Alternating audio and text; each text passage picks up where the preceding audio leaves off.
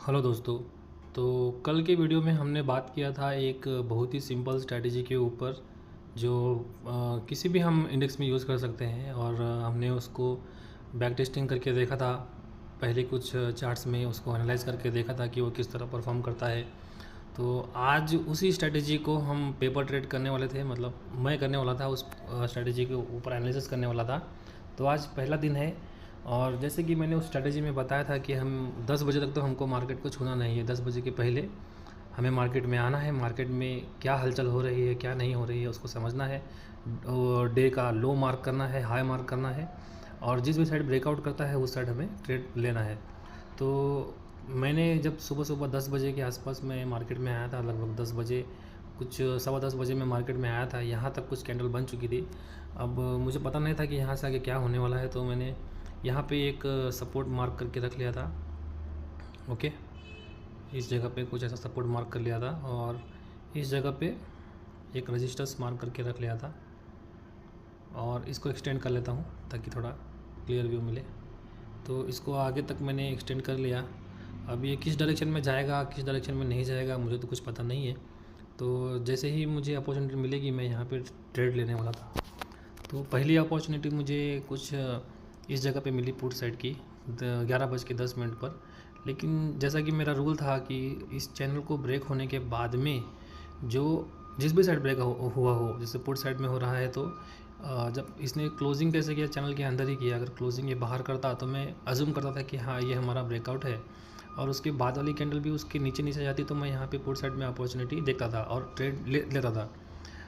मैं यहाँ पे पेपर ट्रेडिंग की बात कर रहा हूँ, मतलब मैं यहाँ पे एक्चुअल ट्रेड नहीं लेने वाला हूँ, सिर्फ एनालिसिस कर रहा हूँ जब तक कि मुझे मेरी स्ट्रैटेजी के ऊपर 100% भरोसा नहीं हो जाता।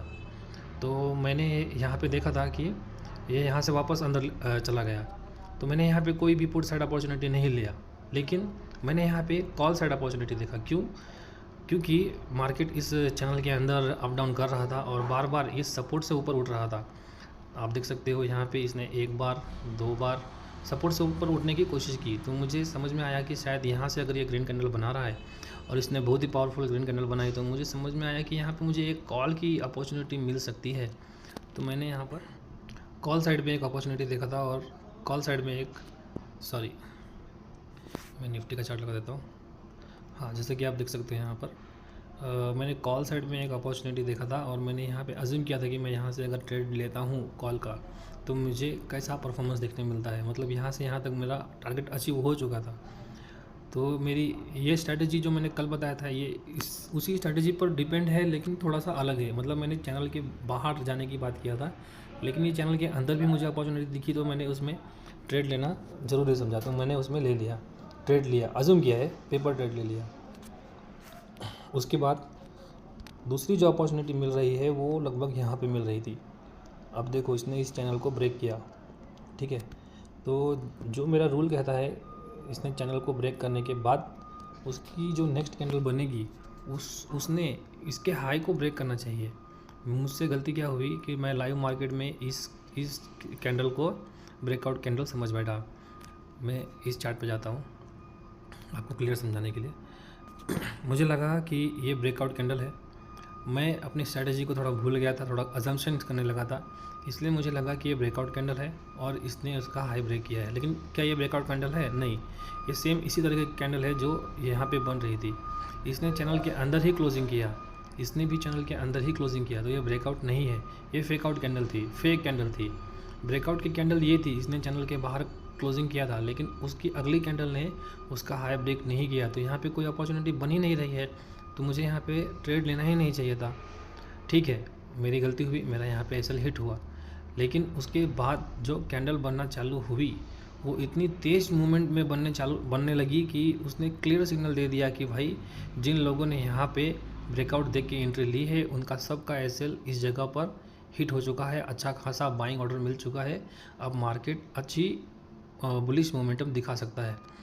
तो यहाँ पर उसने मेरे ही डायरेक्शन में मूवमेंट दिखाया, लेकिन रूल फॉलो होने के बाद, रूल फॉलो कहाँ पे हो रहा है, यहाँ पे उसने ब्रेकआउट दिया इस कैंडल पे और उसके बाद वाली कैंडल जो उसके ऊपर ही उठी। सबसे पहली बात तो आपको ये समझ लेना चाहिए, आपको ट्रैपिंग का जो टर्म है अगर वो आपको पता रहेगा तो आप सबसे पहले यहीं पे आप एंट्री बना लेते, या इस कैंडल पे या इस कैंडल पे ही एंट्री बना लेते। लेकिन ठीक है, हम रूल के हिसाब से चल रहे हैं, तो मैं जानता हूँ यहाँ पे ब्रेकआउट हुआ, उसके बाद वाली कैंडल उसका हाई भी तोड़ रही है, मैं यहाँ पे एंट्री बनाता लगभग 22,750 के आसपास,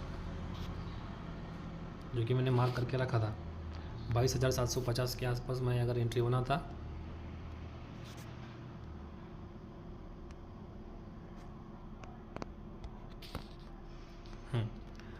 कितने बजे, लगभग 12:50 पे अगर मैं एंट्री बनाता इस कैंडल पे, तो मुझे एंट्री मिलती थी लगभग 208 या 9 के आसपास। 208 और 9 से 240, यही इस जगह पर ही मेरा टारगेट हिट हो जाता है।